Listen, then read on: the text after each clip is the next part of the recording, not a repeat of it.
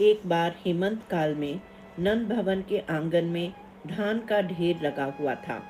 बाल कृष्ण प्रातः काल से ही उसी ढेर पर खेल रहे थे।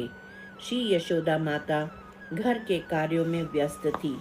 उसी समय नंद भवन के निकट एक फल बेचने वाली पुलिंदी पीलू के फल बेचने के लिए आई। वह जोर जोर से पुकार रही थी, फल ले लो, फल। जब बालकृष्ण ने इन शब्दों को सुना तो इनका मन फलों के लिए चंचल हो गया। उन्होंने कुछ अधिक सोच विचार नहीं किया। अब इनको इतनी बुद्धि तो आ गई थी कि मालिन धान के बदले में फल दिया करती है। कन्हैया ने अपने सामने पड़े हुए धान के ढेर से अपनी छोटी सी अंजलि भरी और दौड़ते हुए फल बेचने वाली के पास जाने लगे, किंतु वेग के कारण उनकी छोटी सी अंजलि से धान गिर गए। वे अबोध होने के कारण इस बात को नहीं जान सके कि मुट्ठी से धान गिर चुके हैं। फल बेचने वाले के सामने जाकर अपने हाथों को उसके पत्तों से बनी हुई टोकरी के ऊपर बारंबार चलाने लगे। दो चार धान के दाने उसकी टोकरी में गिरा दिए और फल की याचना करने लगे। बालकृष्ण की इस अबोध चेष्टा को देखकर मालिन प्रेम पूर्वक हंसने लगी। मृदु मुस्कान युक्त श्री कृष्ण की सुंदर चेष्टाओं को देखकर उसका हृदय स्निग्ध हो गया।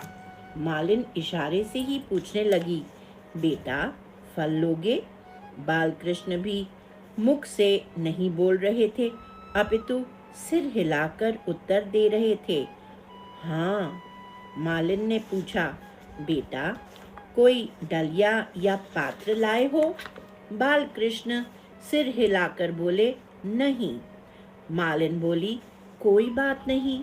मालिन ने बालकृष्ण को निकट बुलाया और बालक के ही छबले में दोनों छोर जोड़कर उन्हीं के बाएं हाथ से में पकड़ा दिया और कहा, बेटा हो, जोर से पकड़ कर रखना, छोड़ना मत। इस प्रकार मालिन ने बहुत सारे फल सर्व फल प्रद श्री कृष्ण के हाथों में सौंप दिया। साथ ही एक फल को अपने हाथ से पिलपिला करके उसकी घुंडी तोड़कर चूसने के लिए बालकृष्ण को दे दिया, जिससे वे फल को चूस चूस कर खा सके। जब मालिन ने कन्हैया के झबले में फल रखने प्रारंभ किए तो उस छोटे से झबले में उसकी टोकरी के सारे फल आ गए। उसको बड़ा आश्चर्य हुआ कि ऐसा कैसे संभव हुआ कि इतने छोटे झबले में इतनी बड़ी पत्तों की टोकरी के सारे फल आ गए। यह कैसे हुआ? श्री कृष्ण की माधुरी के दर्शन से मुग्ध होने के कारण फलों की डलिया खाली हो गई या नहीं, इस बात को तो वह समझ न सकी। फल लेकर श्री कृष्ण अपने भवन में आ गए और ये फलों की जगह रत्नों से भरी हुई पत्तों की बनी हुई डालिया को बिना देखे ही उठाए हुए अपने घर को चल पड़ी।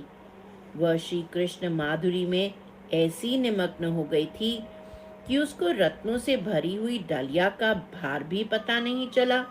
यद्यपि उसे डलिया लेकर बाजार में जाना चाहिए था, लेकिन श्री कृष्ण के सौंदर्य से मुग्ध होकर संस्कारवशात वह अपने घर चली गई।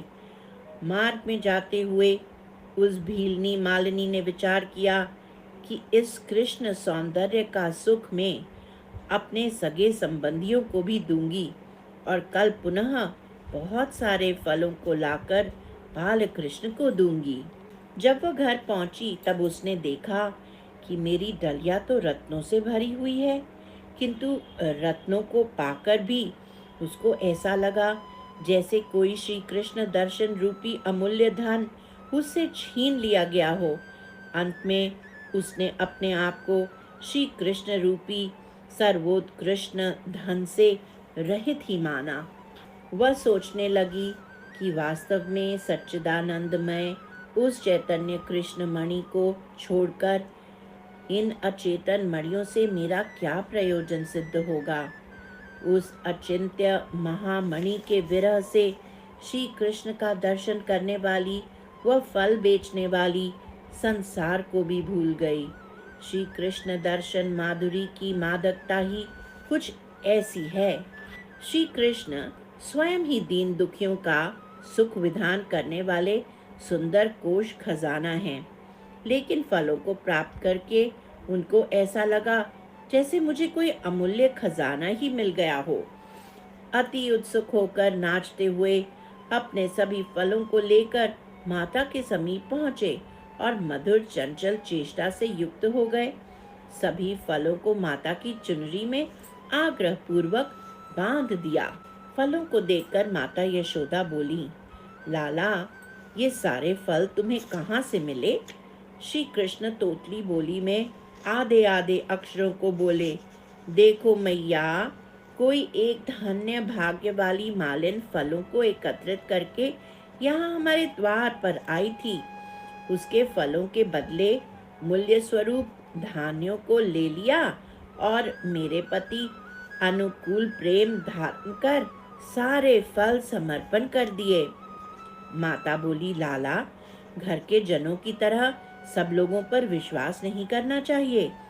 श्री कृष्ण ने कहा कि मैया, अविश्वास नाम की कौन वस्तु है? मैं तो ये शब्द नहीं जानता। ये शब्द बोलकर बाल कृष्ण पुनः वह फल बेचने वाली को देखने के लिए ठिनकते ठिनकते हुए द्वार पर चले गए। उन्होंने देखा मालिन तो चली गई है।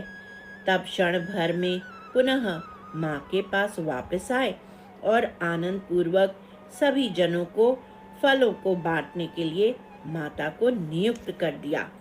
माता यशोदा भी बड़े आनंद के साथ अपने दोनों उन्मुक्त हाथों से बस दोनों हथेली भर भर के उन फलों को सबको बांटती हुई उनका अंत न पा सकी। सबको बांटने पर भी फल बचे ही रह गए। इसलिए माता कुछ दिन तक विस्मय के वशीभूत होकर मुस्कुराती ही रह गईं। उन फलों का स्वाद लेने वाले भी चमत्कारों को प्राप्त होकर उन फलों के स्वाद को न भूल सके। इस लीला में सर्वत्र विरोधाभास देखने को मिलता है। श्री कृष्ण सर्वफल प्रद हैं, लेकिन वे फल के याचक हो गए।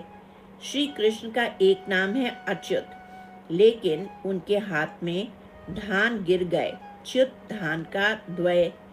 मालिन की फल की डलिया फल बिकने के पश्चात हल्की होनी चाहिए थी, लेकिन भारी हो गई रत्नों के प्रभाव से। मैया यशोदा फलों को ब्रजवासियों को बांट रही थी। फल धीरे धीरे कम होने चाहिए थे, लेकिन वे कम तो हुए नहीं, अपितु और बढ़ गए। इस प्रकार भगवान श्री कृष्ण ने न केवल गोप जाति के जनों के साथ बाल लीलाएं की, अपितु ब्रज की अंत्य जाति भील पुलिंदी आदि जनों के साथ भी बालोचित लीलाएं की और उनको भी गोप जातियों की तरह ही अपनी लीला का आस्वादन कराया। श्री बालकृष्ण लाल की जय। श्री गोकुल धाम की जय।